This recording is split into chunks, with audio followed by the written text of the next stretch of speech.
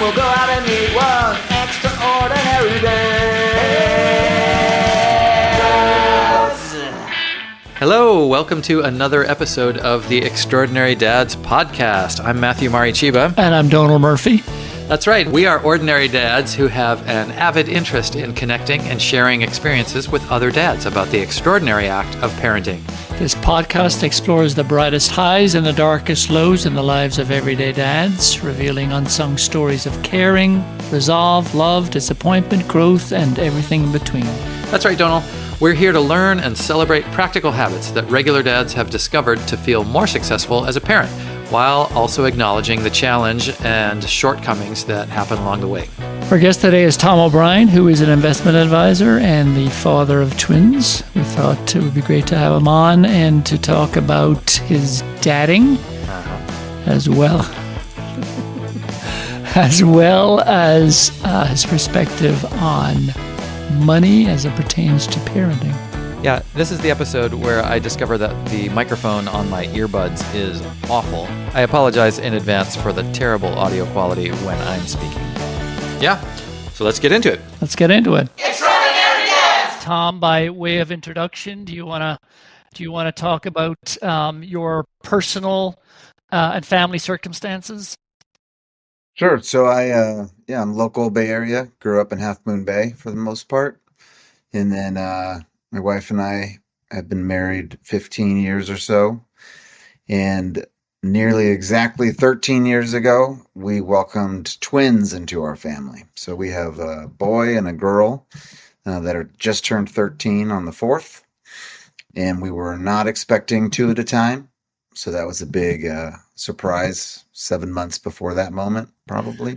But they are our only children. And then I upgraded and got a Labradoodle about 2 years ago. So we are a family of 5. Okay. Well, let's focus on the Labradoodle. I think that's smart. This is the Extraordinary Dog Dad podcast. That's right. Yeah. Fur daddies. So to get the ball rolling, just in terms of you being a dad and how you your parenting style and how you approach parenting, what are you most proud of as a dad with respect to who you are, the choices you've made, the actions you've taken, and is there any real world example of late that that comes to mind about a proud moment you can speak of?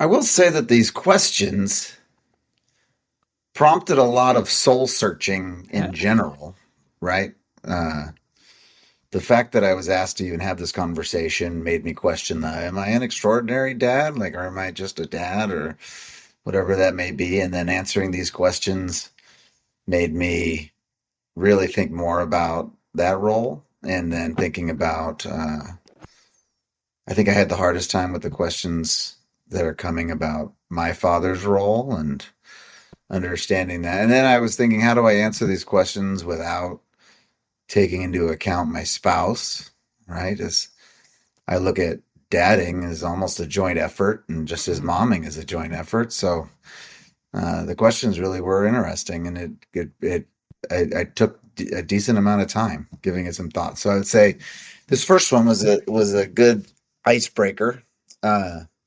And the best way I could answer it is I felt like I was most proud that I really do think my kids are genuinely good people.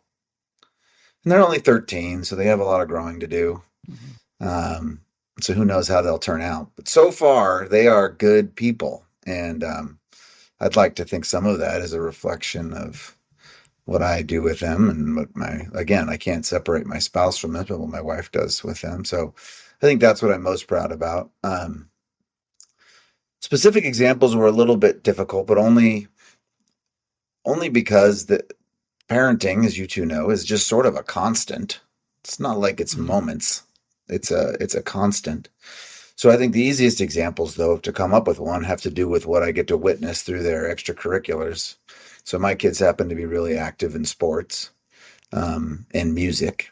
And so watching my daughter play volleyball or soccer makes me proud every single time I watch. And I think that if I try to think about the specific attributes of her playing that make me proud, is I think she's a good teammate. She is wants to win, so she's competitive, but she is not selfish in any way. She works very hard. I do not think sports come naturally to either of my children. And I don't know if that's my genetics or my wife's genetics, but they are not natural athletes, but they are very successful athletes. And I think the only way that has happened is because they work really hard. And I'm proud of that. Is that something that you feel like you consciously model for them, or is that just something that I model being poor at sports? Yes, is that what you mean? No. Use dad as an anti-example. I'm going to suck at ball, and you can do better. No, I don't know. I don't know. Just the whole notion of if they're not natural athletes, but they apply themselves and they work hard. Is that I know that you coach some of your son's teams, so he observes you as a coach. But I don't think that's true for your daughter. So how is, so if you see the same in both of them, you're obviously modeling that somehow. Yeah. Most directly as a coach to your son's teams, but how does your daughter pick up on that, do you think? Yeah, I don't know exactly. I mean, I had to work really hard to build the business that I have now. And I imagine they've seen that in the sacrifices that is required for them and me. Mm-hmm. Yeah, this is silly. When I say it, I'm like embarrassed to say it, sort of. But I still do all my own yard work, and my wife and I do all our yard work. And I will say we're in a position where we could hire a gardener. Right. But part of me thinks that I work at a computer and I work in meetings where I'm sitting and talking with people, either in person or virtual. And they wouldn't think I'm working hard. Right? That's not really easy to consider working hard. And so I like the idea that they see me toiling, that they see me working hard at something. They know that I exercise. And so I think they know that I work hard and I try to, I don't know, make my body in a way that is more useful, for the daily activities of living. So I don't know. I think that there's some modeling there. My wife is not perfectionist isn't the right word, but she likes things in order. So they watch from her about that there's a way to do things and you should do those things properly.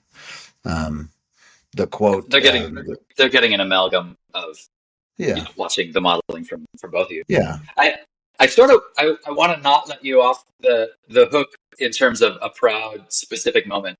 And I'll just emphasize we're not looking for, Nobel Peace Prize winning things, but can you name a specific, just in the last month, something that you did with relation to your kids where you're like, that went off pretty good.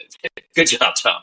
Yeah. Well, no, I think that if it's moments that I was involved with, I think that the coaching my son's basketball team, I'm very proud of that because that's pretty cool. There's a few things that come into that, right? One is I've built a business that allows me the flexibility to be available for the many hours that requires. I've established a relationship with him where he trusts me not to take advantage of my status as his dad, as a coach. He trusts me that I know something to share. And I think he's sort of a protector of sorts with his friends, where I think he thinks that I will take care of his friends that are on that team. So there's much that I'm proud of with that.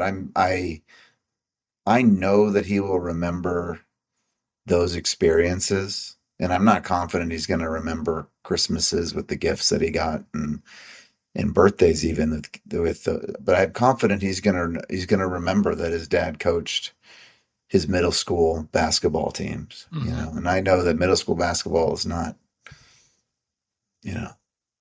a Nobel Prize. But middle school basketball right now for him is very important, you know? Yeah, and absolutely, that's going to stick in his brain. He's never going to forget that his dad was his coach in middle school. So good So I'm on him. proud of And it that. sounds like he's going to have a good memory of his dad being Yeah, well, a no, middle no, school he coach. is. And we had a successful season, so that's helpful. It ended a little earlier than we wanted, but all in all, it was a successful season. So I would say with that, with him, I think with my daughter, it's a little more challenging for a few reasons. A big one is that her interests are just very different than mine. It's easy for me to spend time with my son because he and I are very similar. He likes puzzles. He likes sports that I like. He enjoys music and learning music and playing music. He's goofy. He and I go backpacking together now. Like we have these things that we can share. And with my daughter, there's very little that I enjoy more than spending time with her. But with her, it's primarily I'm just with her. Mm-hmm. Whatever she's doing or what she's interested in, she's much more comfortable by herself.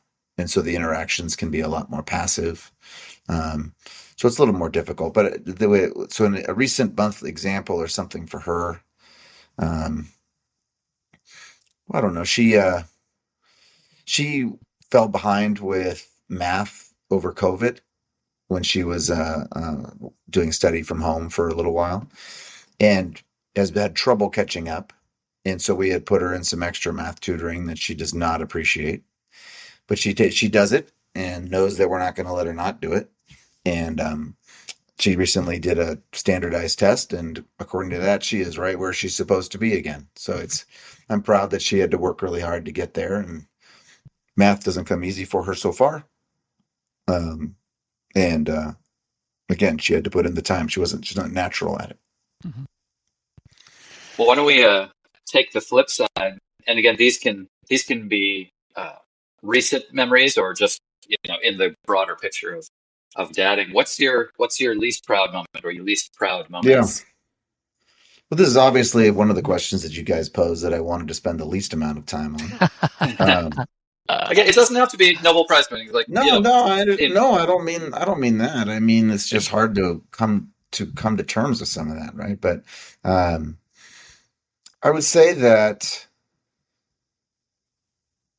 as much as I try to make them a priority, and they are a priority, but as much as I like to show them that they are a priority, I find myself will occasionally slip into work mode when should be in dad mode, um, or a lot of times I'm impatient with them being 13. You know, it's not they're exactly how they're supposed to be, Mm-hmm. but sometimes exactly how they are is frustrating, right? And so I think that I use it. 13-year-olds aren't always the greatest people I Yeah. know.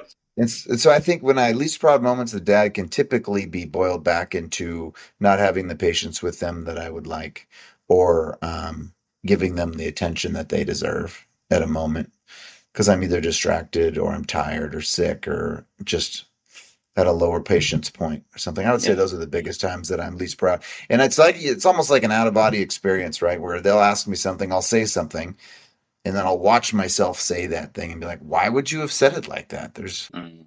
And then Mm-hmm. and then I try to explain it or whatever, but they know, they know when you made a mistake. They know you're not perfect.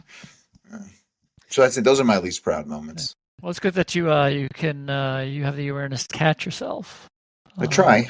yeah, and to uh, to approach it a different way if the situation presents itself.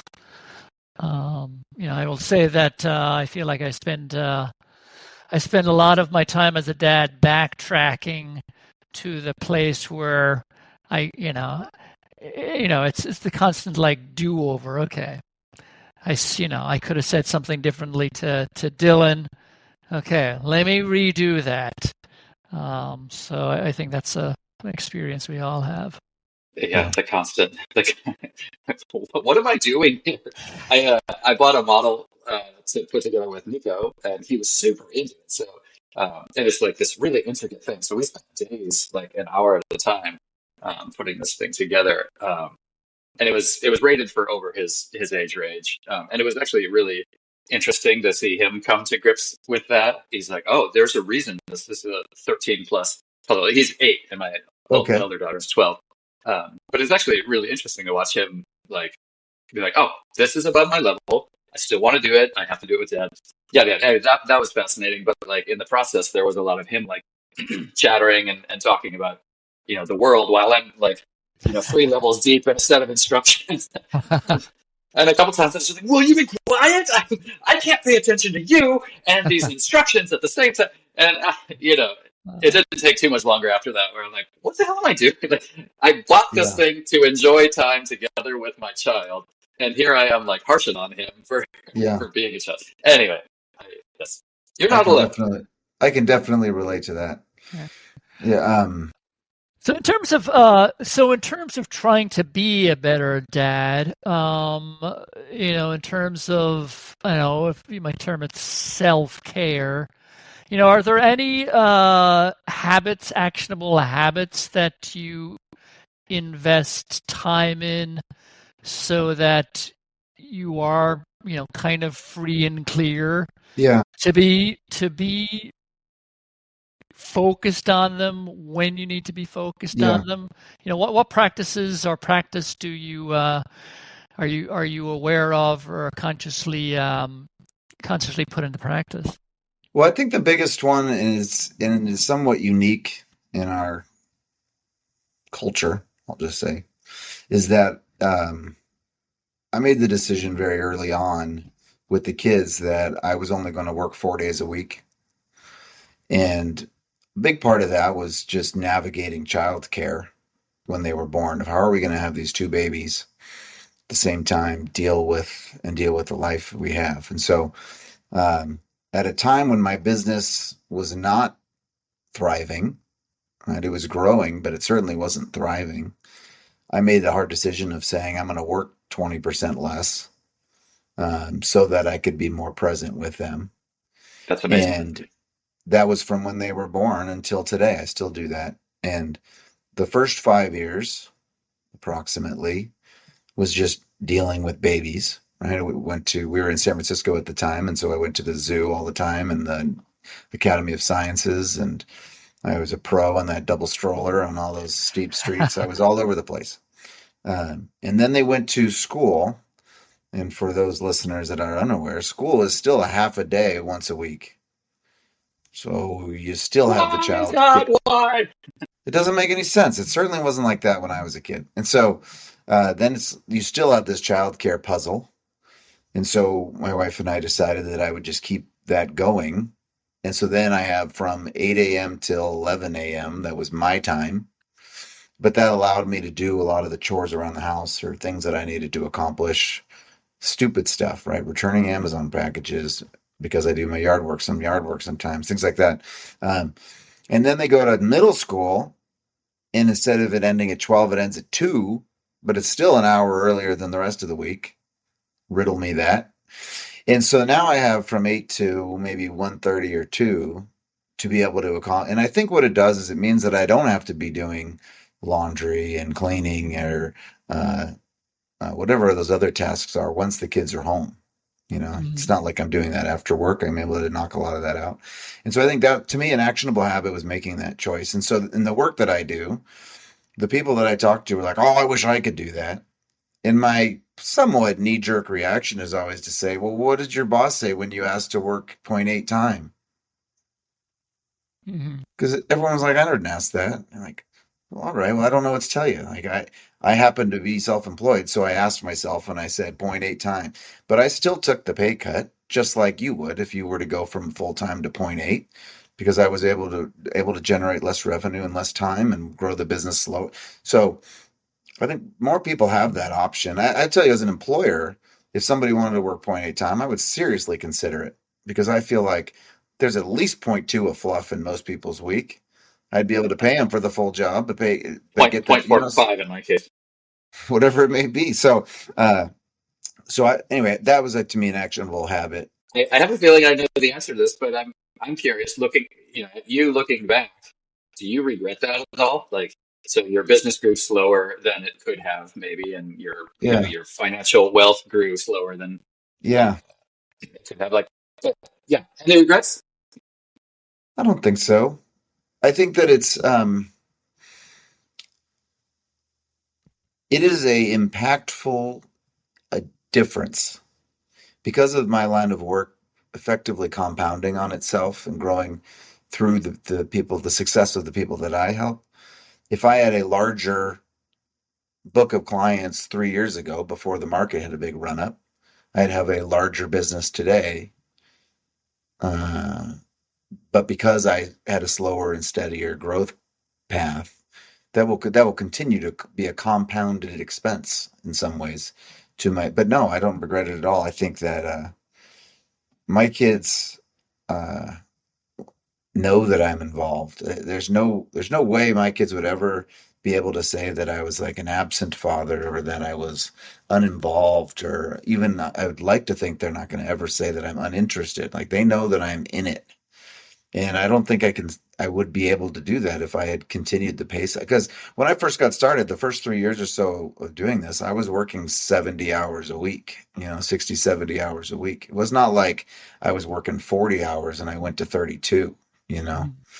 Mm. Um, so no, I don't regret it at all. In hindsight, you can't necessarily see the 20% extra that your kids got. Like, hopefully at the end of all of Yeah. this, you're proud in what you did, and they're excellent people, as it Yeah. sounds like they're on track. No, I couldn't quantify it specifically. Yeah, Yeah. you won't be able to say like I took this much money out of my Yeah. out of my Yeah. The financial. analytic in me would love to be able to do that, but I can't.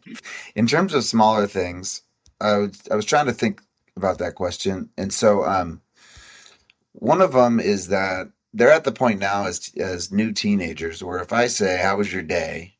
they will inevitably say fine or okay or look at me like, "Well, what do you expect? What do you expect me to say?" Even though it's just a normal question. And so I don't. I've gotten to the point now where they know that I'm not going to stop with a fine or an okay or whatever.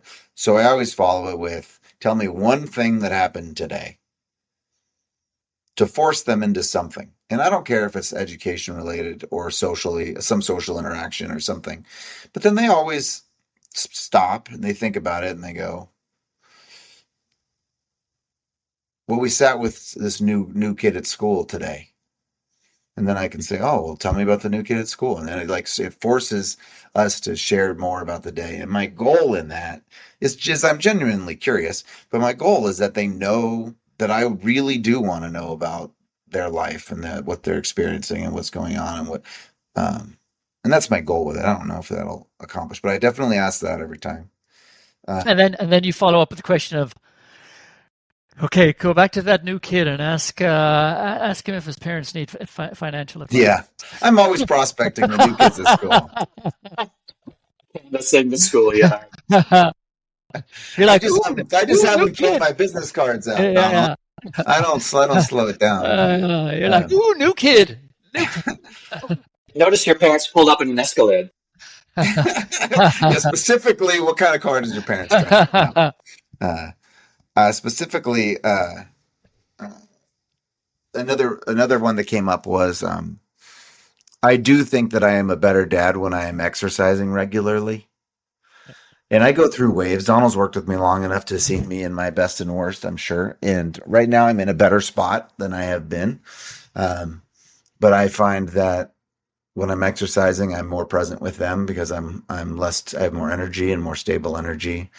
If we're doing something active together, I can do that with them. I mean, this basketball thing with my son involved playing basketball with the team once a week, and I wouldn't be able to do that if my health wasn't in a position where I could keep up with these seventh graders.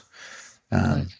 so I would say that is an actionable habit for me is prioritizing my health and it requires some discipline, right? Where people will say, "Oh, are you available to meet?" And I'm like, "Well, that's when I go to the gym, so no."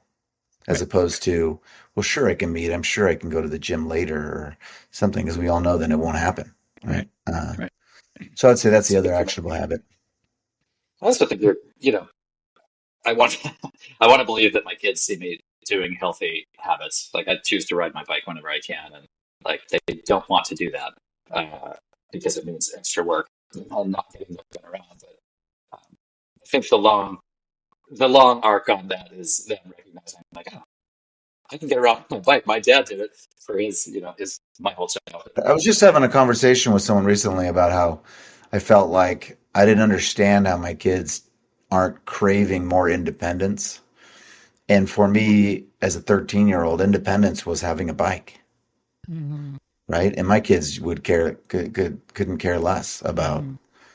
going on a bike to get. I mean, we live in a fairly hilly neighborhood, but wouldn't you? We used to just go, as in Half Moon Bay, we would just ride along the bluffs all the way down to the harbor with no goal in mind. We would get there and then we would ride our bikes back. I mean, it was just to be not with adults. And I don't know. I'm sure we were doing really sick jumps, but Adults are I don't know. too, I think adults are too agreeable these days. Like, sorry, I'm going to cut myself off from my own horrible train of thought here, but like, I never would have wanted to hang around with my parents too much when I was a kid. Like, you were going to get some work thrown on you Yeah. eventually if you hung around. And other kids were going to get spanked or Yeah, whatever. Like, you yeah. just kind of wanted to be away from the Well, grown-ups. my kids know that if they come to me and say that they are bored, I will find something for them to do. So they do not come to me with that. Yeah. It doesn't. I think speaking of hanging around parents, and you're talking about your upbringing, Half Moon Bay, kind of segues into just the whole notion of you and your relationship with your dad, and how I guess just to flavor this point in the conversation, is there any example of love and connection with your dad growing up that stands out? Yeah, so that one was a difficult one for me to wrap my head around. So I think it's easier for me to answer that going backwards. Hmm. So right now, my father and I have an incredible relationship.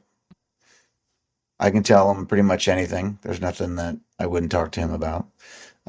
He is very involved in my life in many ways. I see him at least every month, if not a couple times a month.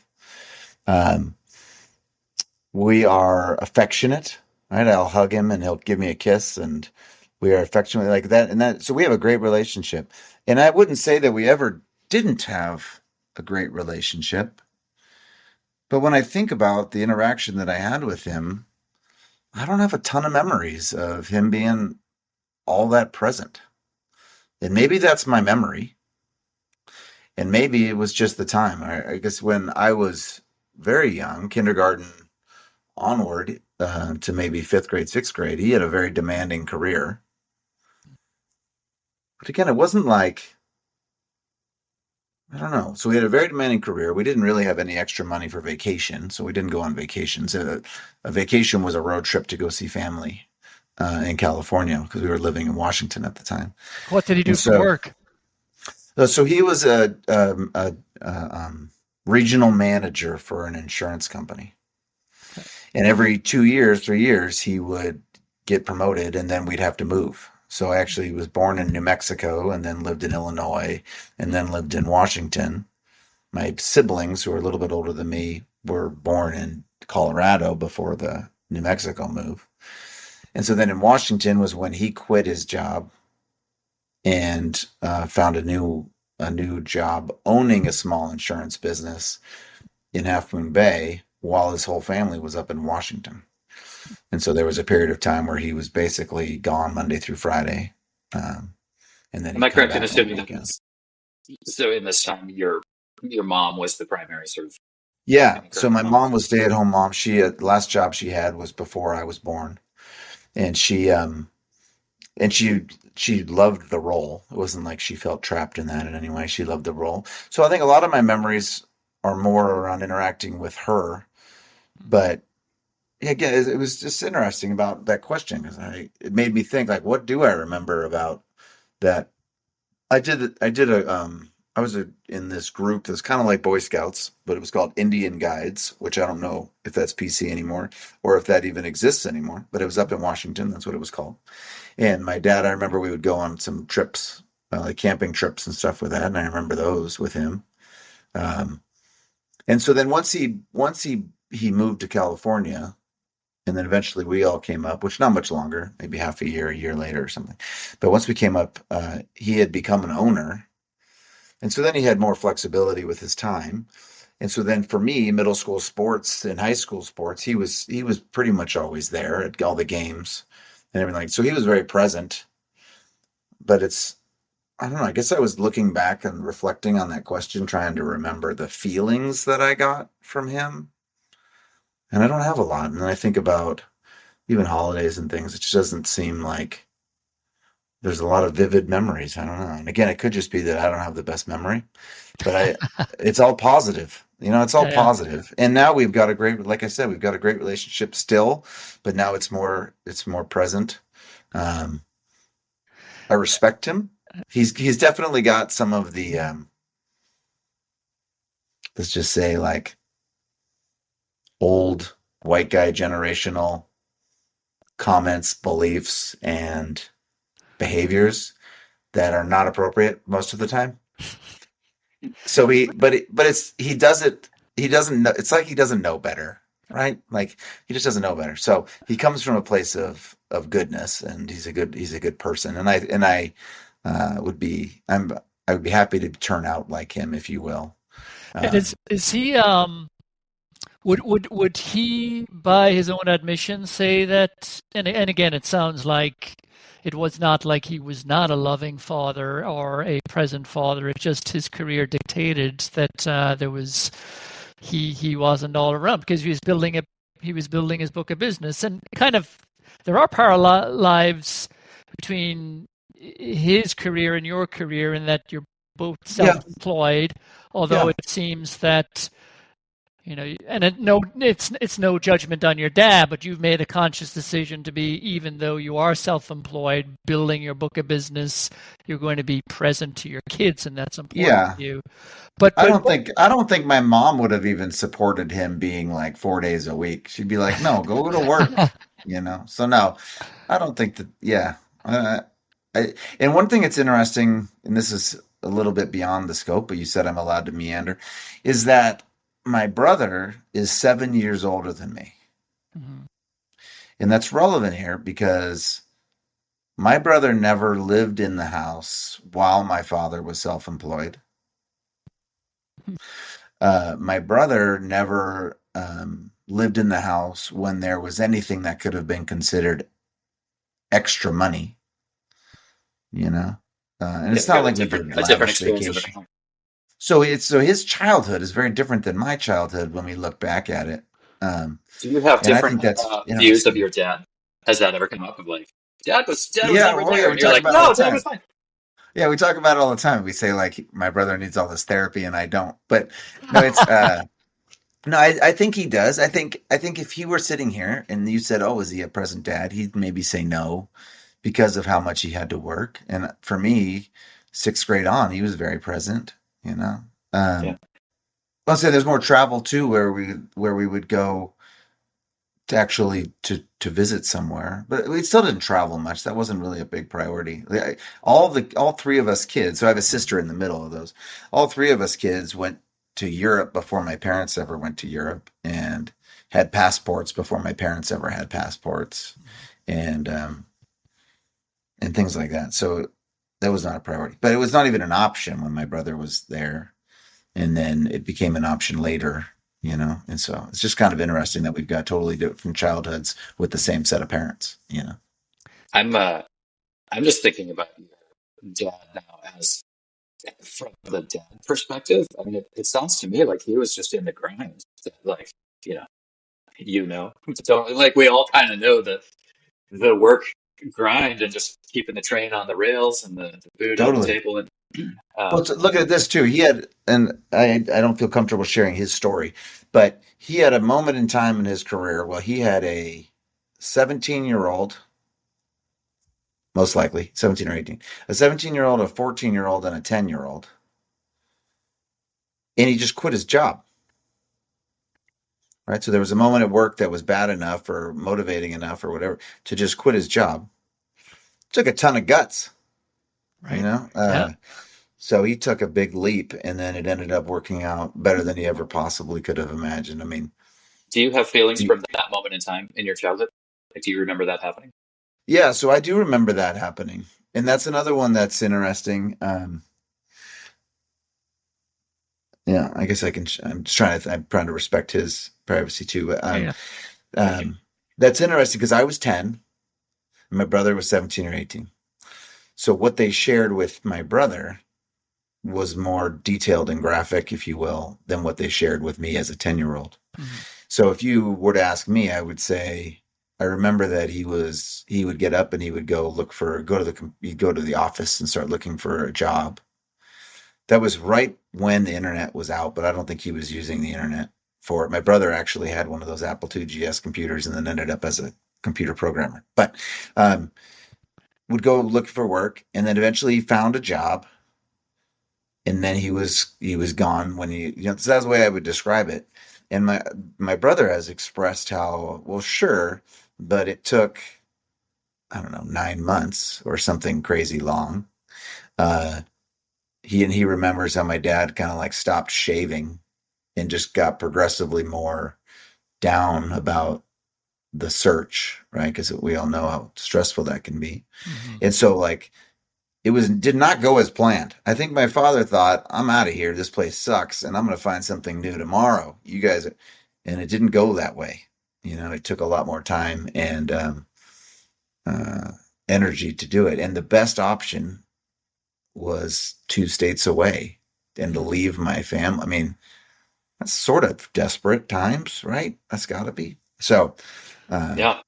I remember that he was out. He quit. I remember that he was working to find a job, and he would do that in the office of the house. And I remember when he got the job, I was very sad that he'd be gone all the time. Um, but It took a lot it of just courage. seemed you don't know any better when you're 10, right? You think like, oh, I guess that's what people do. But Yeah.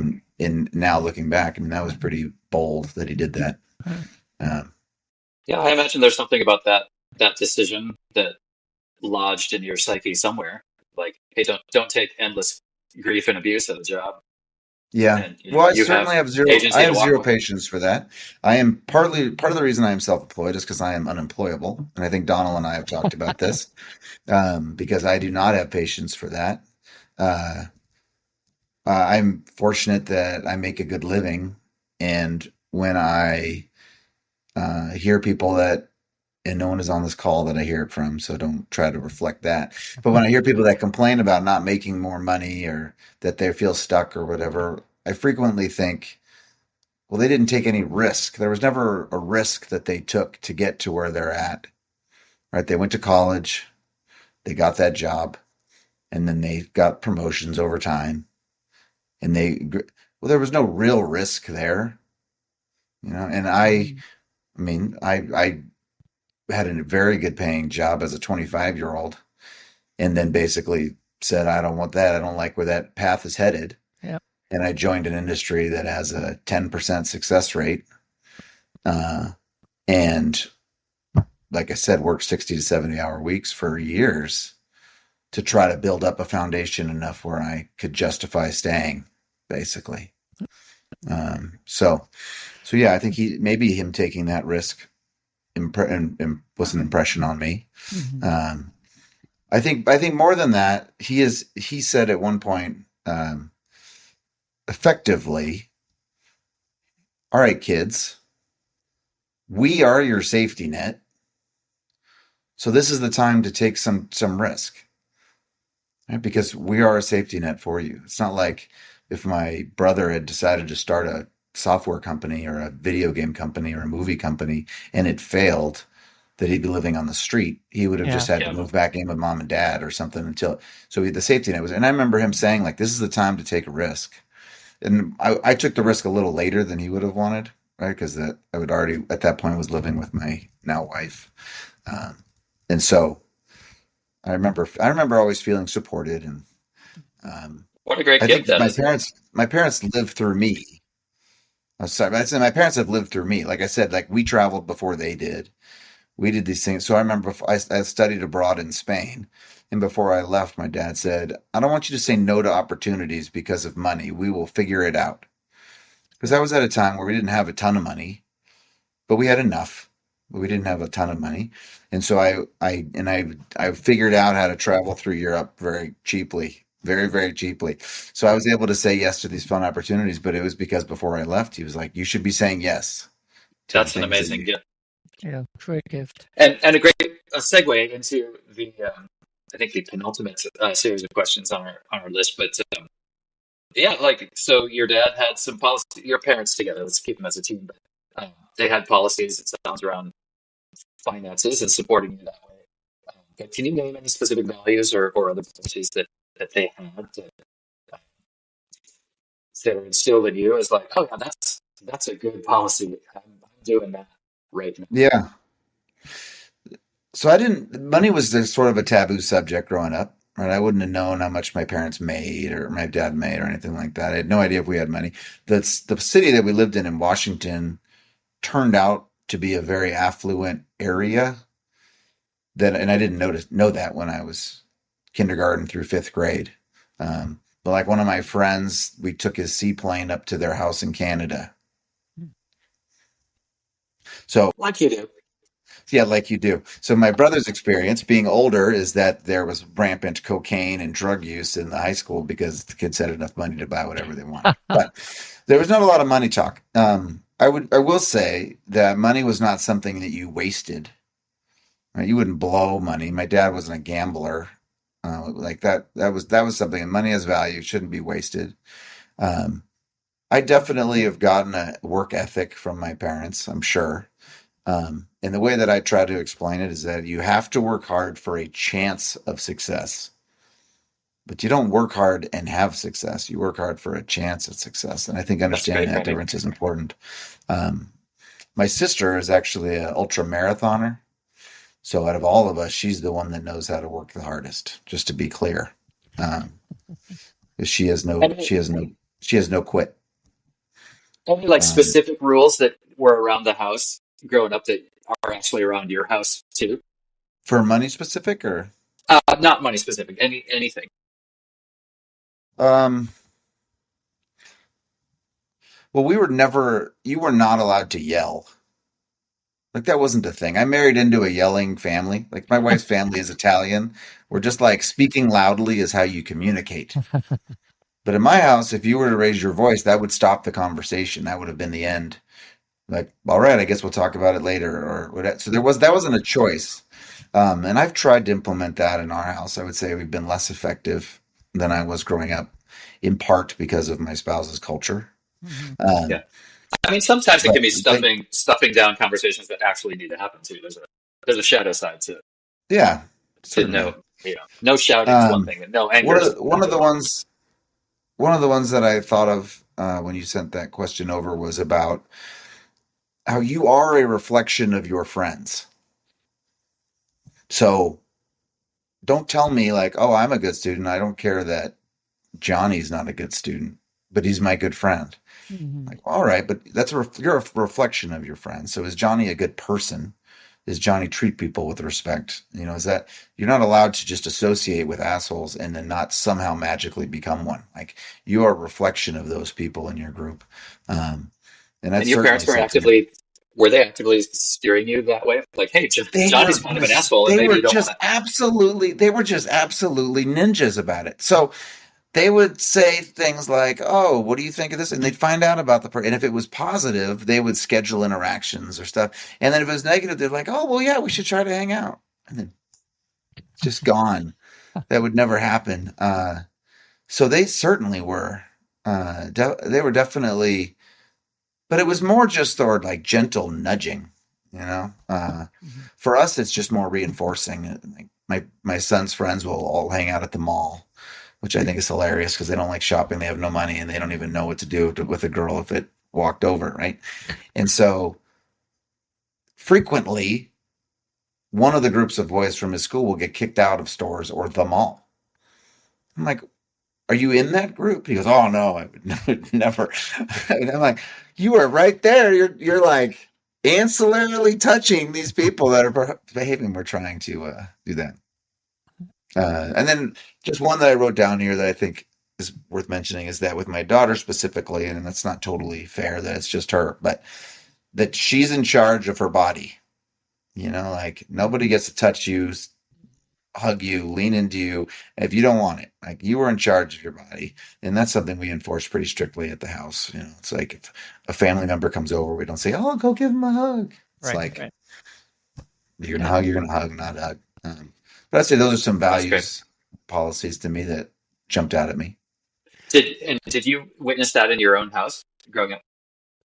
No, Oh, okay. no, that gets a little bit to like, no, that gets a little bit to like old white guy stuff, right? Like tickling people when you're not supposed to, and like you just know, like no, there's some personal respect. No, I wouldn't say that at all.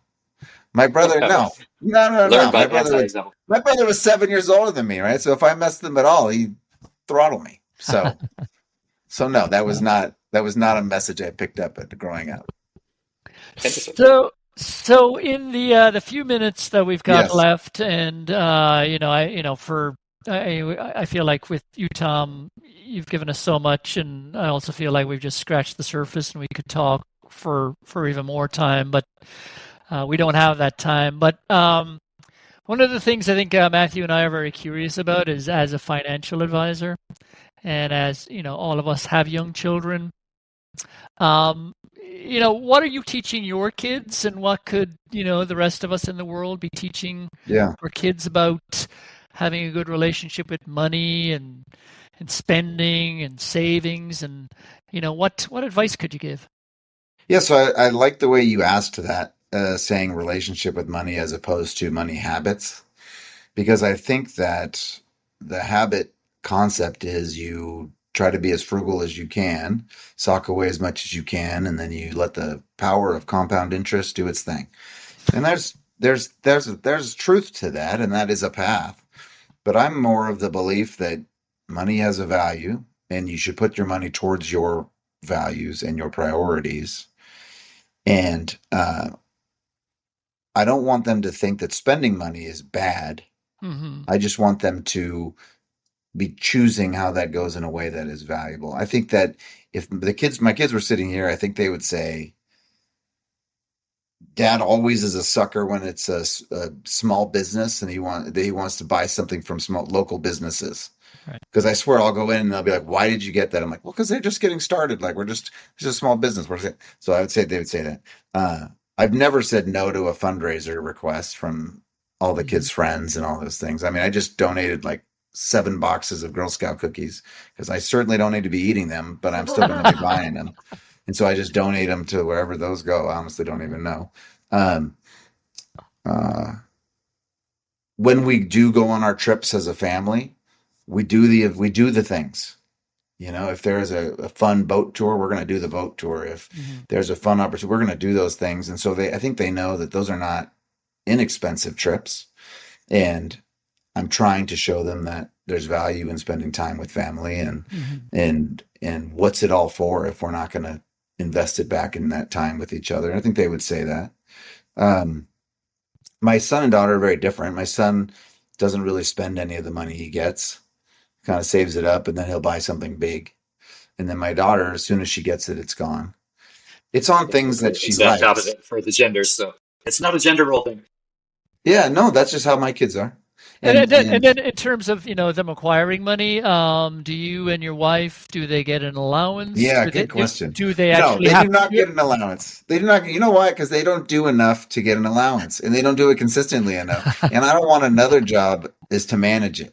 But I will say that if I started to give them an allowance, it would cost me nothing because I would just start making them buy stuff that they're not currently paying for. it? So it's not like it would be an expense item. I could do it. It's just Uh, never.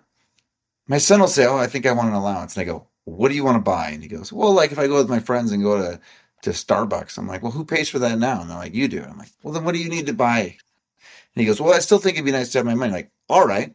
Well, here's the things that you could do." He goes, "No, I don't want to do any of those things." I'm like, "Well, then that doesn't. It doesn't happen." So no, we don't do that. Uh, I I've never said no to them wanting a book. I right, will get them whatever book that right. anything education wise. If they need tutoring, they know that we will find a way to pay for it, no matter Yeah, what it may be. yeah. Um, But then if we're walking through Target and they go, "Oh, that's a cool hoodie," I'd be like, "No, like we're not shopping for those things. We're not just looking for ways to spend the money." Right. Right.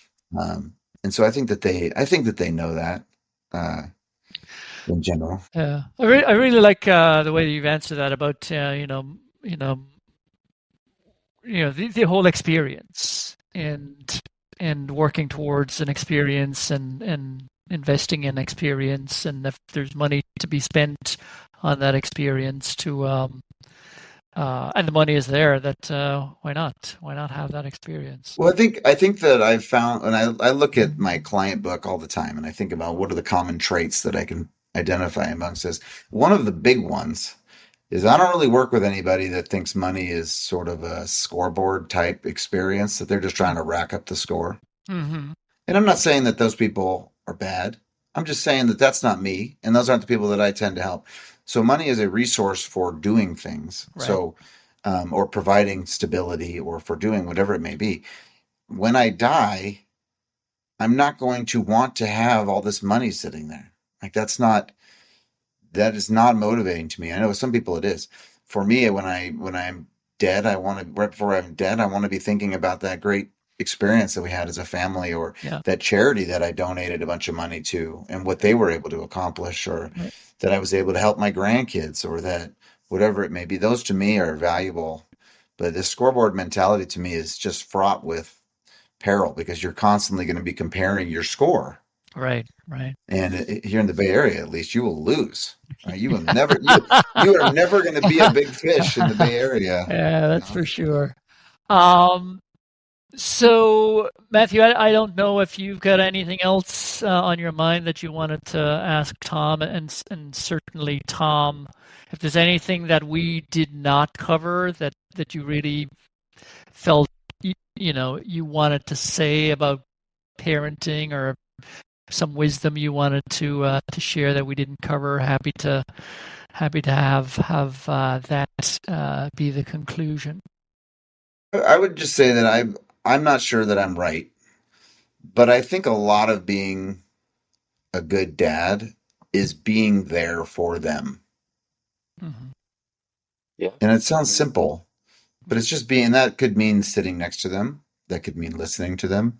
That could mean taking an interest in what they're interested in. Mm-hmm. But just being there for them, they'll kind of guide themselves to how they would grow up anyway. So that's kind of what I strive for. I know I don't know how to do this, and unfortunately, I had two at a time where I didn't learn on the first one. Like I always say, my parents learned on my brother, and they did well on me. I'm just messing them both up at the same time. But I just try to be there as much as I can for whatever they need. Well, thanks for being thoughtful with us. It's always a pleasure to get to dig below the surface with dads and just hear a little bit of what's going on in your real life. I really appreciate your time. Well, thanks for having me. I appreciate even being considered in the running of as an extraordinary dad. The verdict remains to be seen, but I appreciate it. I think you are an extraordinary dad, and on top of that, you're an extraordinary human being, and we loved having you. And thanks for sharing. Thanks for being vulnerable. Thanks for your honesty and your candor and opening yourself up. I really appreciate that, and we'd love to have you back sometime. Well, thanks again for the opportunity. Sure. Extraordinary Dads! All right. What a fun interview with Tom. Yeah, it was a great interview with Tom, and a few things stood out for me. The one was the joy and the power of coaching your kids in sports, which he seemed to really, really enjoy and was meaningful for him. Yeah, it was fun talking about relationship with his own dad. That the father-son relationship is a never-ending well of interesting conversations, if you ask me. And the last thing for me was that he's got an interesting take on how he relates to money and how he helps teach his kids about money. Yeah, I like the notion of wanting to buy experience, not stuff. Yeah. So, great episode, and we'll see you next time. See you next time.